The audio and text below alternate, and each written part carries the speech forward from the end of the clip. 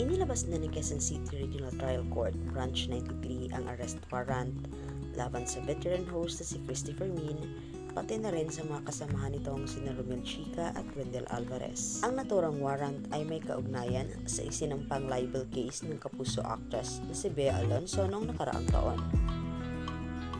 Upon a judicious evaluation of the information in the above captioned case as well as the allegations in the verified complaint affidavit and the accompanying documents attached there, the court finds probable cause to hold the accused for trial.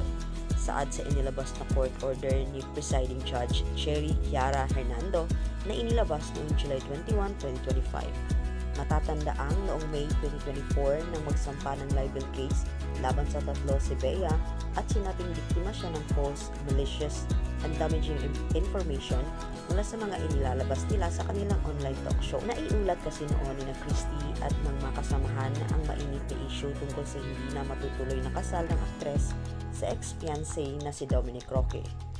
Ilan pa sa mga natalakay sa naturang online shows ang di umano'y hindi niya pag-file ng tax, pati na rin ang reklamo ng dating driver ng aktres laban sa kanya. Ayon sa korte, maaaring magpiyansa sina Christie, Romel at Wendell sa halagang 48,000 pesos bawat isa para sa kanilang pansamantalang kalayaan. Sa adlo ng legal counsel ni Bea, asserted her right to proceed with filing these criminal cases against the individuals responsible for making all of these damaging statements against her. Nanindigan naman ang kampo ni Christie na fair ang inilabas nilang mga balita at sinabihang huwag maging balat sibuyas ang aktres hinggil sa mga isya. Ngayon ay wala pa namang kahayag ang kampo ng host hinggil sa kinakaharap na warrant of arrest.